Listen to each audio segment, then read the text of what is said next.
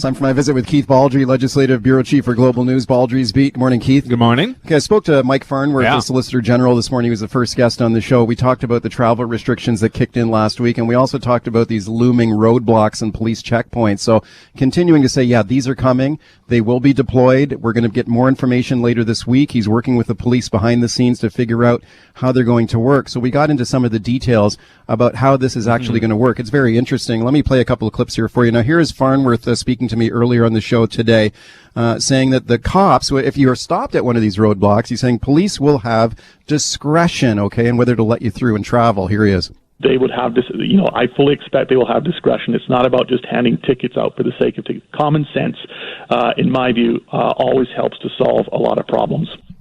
Okay, as Farnworth speaking to me earlier today, your thoughts? I don't see how you can have any kind of different system. It has to be discretion for the police. You can't list every single possible exemption in a health order. You have to give broad discretionary powers to the enforcement personnel, and that's where you're going to see it. It'll probably be applied differently at different checkpoints because police will have different rules of judgment. But I don't think it's going to vary greatly. And again, the goal is just to decrease people traveling and to provide an inconvenience to people who aren't traveling for essential And purposes. he made the argument that it's already working. Like he's saying that ferry traffic's down. Ferry traffic was down on the weekend. We've already heard about lots of cancellations at destination towns like Ucluelet and Tofino. They're saying, look, we're getting cancellations like crazy. So he's saying, like, it's working. It's already working. The goal is not, or the expectation is never to get 100% compliance. It's simply to push down the number of people doing certain activities, therefore decreasing the chances of the virus spreading. But if you had 100,000 people traveling,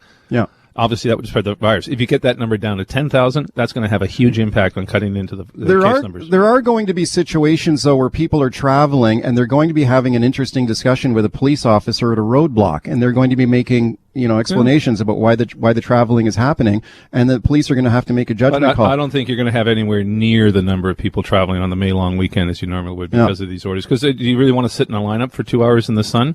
Do you really want to sit on a 3 sailing wait at a ferry terminal? Nobody likes to go through that. Right. So this is, they're trying to tamp it down off the bat by just discouraging people to travel. We had a caller on the open line earlier today. I said, look, I've got my mother I got an elderly mother. She's in her 90s. I was planning to go visit her, check on her, see if she's okay. She lives in the interior. That's a lot. Would that be allowed? Yep. And he said, yes. He didn't hesitate. He said, yes, that would be allowed. Now, if you take a look under the travel that is allowed, this is essential travel. So one of them says getting health care or helping someone to get those services.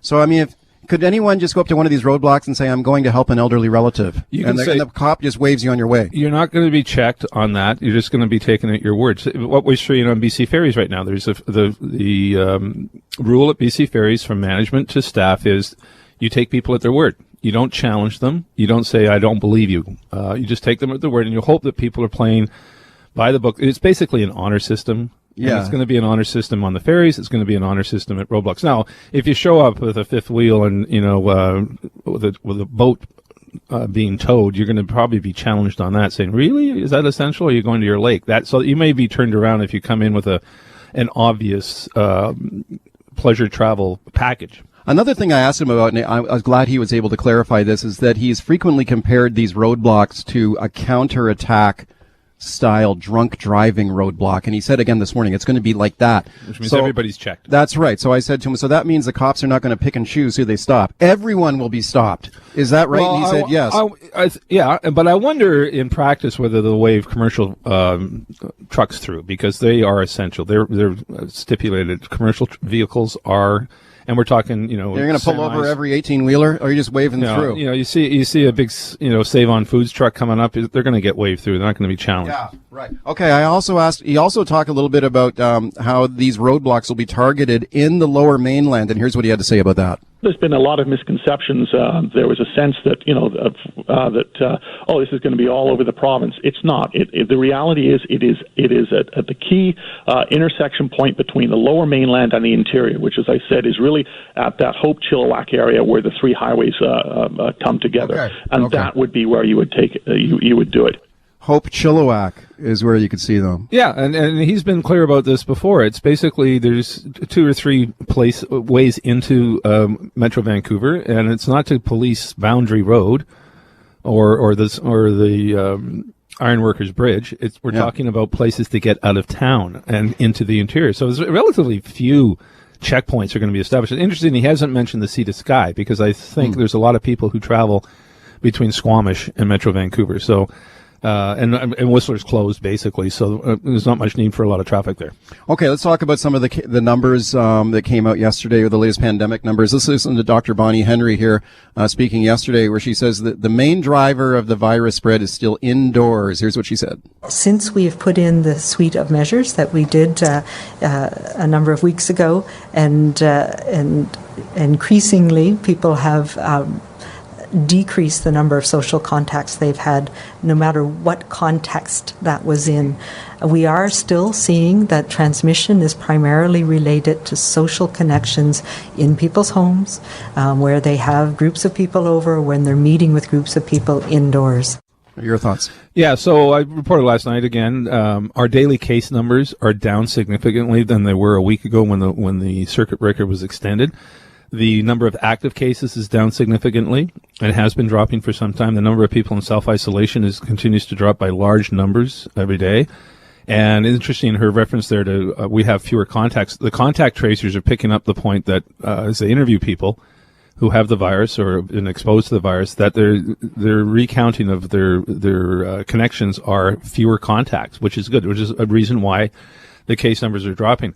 What's still concerning, though, is the number of people in hospital continues to be very high. It's like 70 people a day are going into hospital. Now, just as many are getting checked out. So 70 a day? There's 70 new cases? Well, there were 70 new admissions? There were 202 more hospitalizations from Friday to Monday, so over 3 days, almost, not quite 70, but close to it. Okay. That number had been a lot higher before. We were tracking at 300 hospitalizations a week a few weeks ago, then 400 hospitalizations a week. That number's starting to go down, but it's still going to remain very high. So, and a number of people, 17 people died over the weekend. That was a high number in terms of average of deaths a day.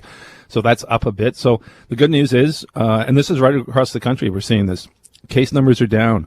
Active cases are down, but hospitalizations and ICU numbers still remain very, very high. Okay, so there is some cause for optimism there if case numbers are going down. Is that a factor of the circuit breaker restrictions that they brought in, combined with more people getting vaccinated? Yeah, it appears to be. Her point is that people, though, circuit breaker doesn't affect, well, there's no mechanism for it to affect people gathering in homes. You're not supposed to gather in each other's homes, but people are still doing that. We're still seeing work site transmission. Yeah. As of last Friday, almost 50 establishments in Fraser Health Authority have been closed for at least 10 days because 3 or more workers or people at the site tested positive for the virus, and it was established that the virus was transmitted at the work site. And it's interesting, about 13 of those were industrial manufacturing plants in Fraser Health, about half of them in Surrey.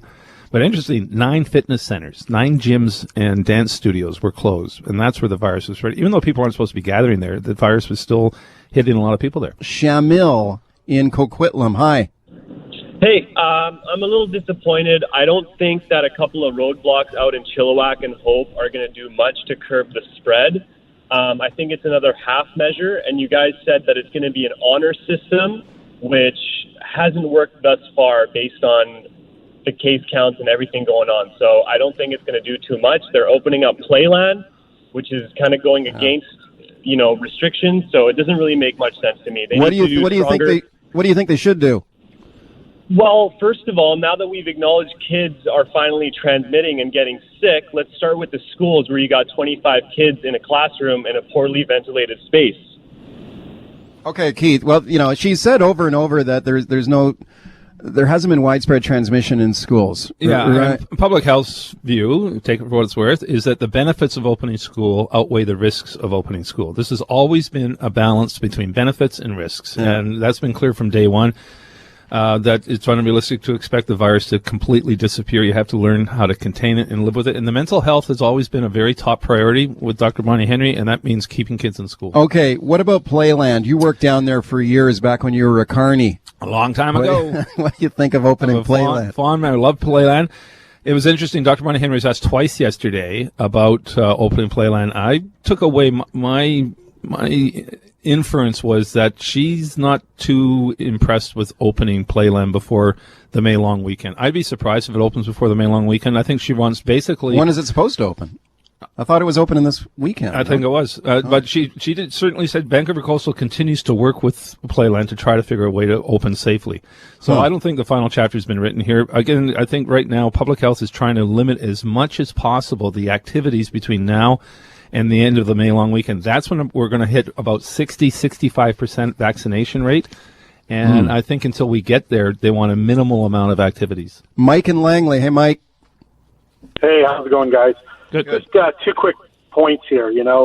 First of all, I find this whole thing somewhat confusing when you've got Costco and Walmart and, Home Depot. It's an absolute frenzy in there. Sure, people are wearing masks, but you can't tell me that there's, proper cleaning and, touch points, all that kind of stuff. But I can't drive up, in my car with a mask, to go fishing at my property in the interior. Secondly, the execution of this is just, I've lost all confidence in this government. Why is it taking 10 days to implement a new health order?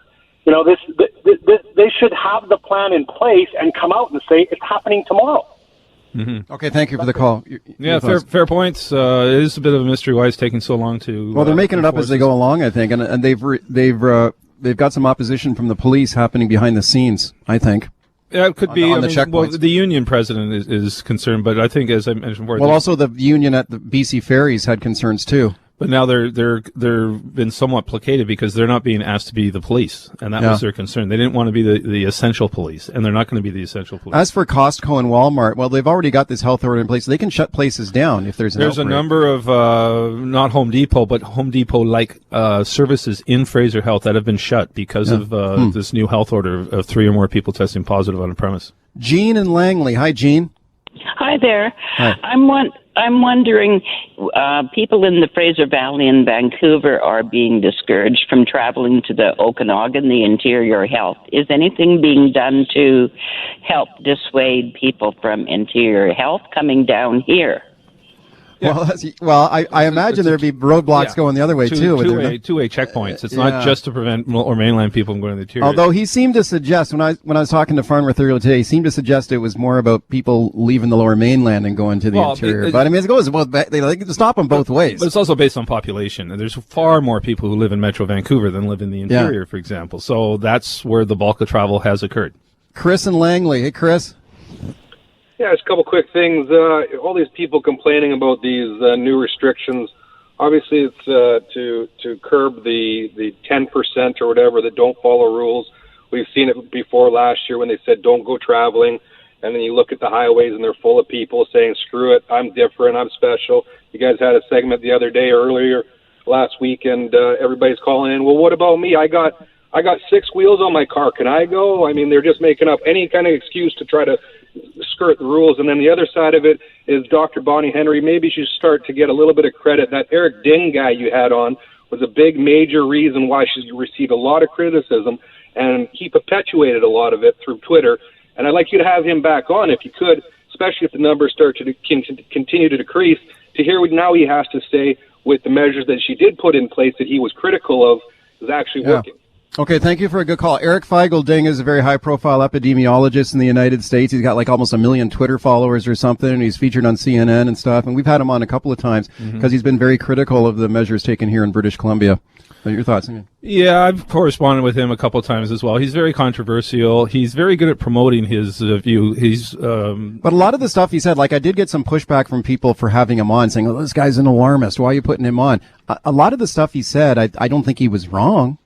No, he's just not 100% correct. But he takes what was he not correct on? No, he's taken some controversial positions. He compared us saying we were worse than Florida, for example. The death rate in Florida far exceeds the death rate in BC. So cherry picks some stats, but he's entertaining. I'll give him that. I do follow him on Twitter.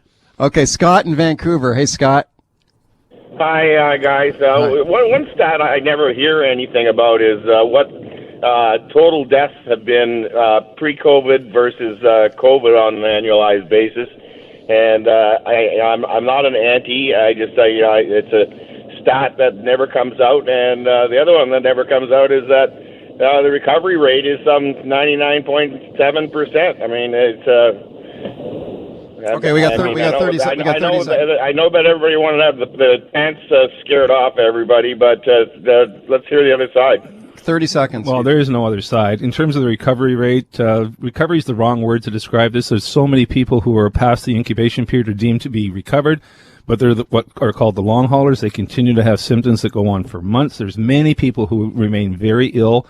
We have 2 clinics set up in Metro Vancouver to deal with these situations, which is a very serious situation. So, and the death rate, more people have died this year than last year. Thank you, Keith. Keith Baldry, that's Baldry's Beat.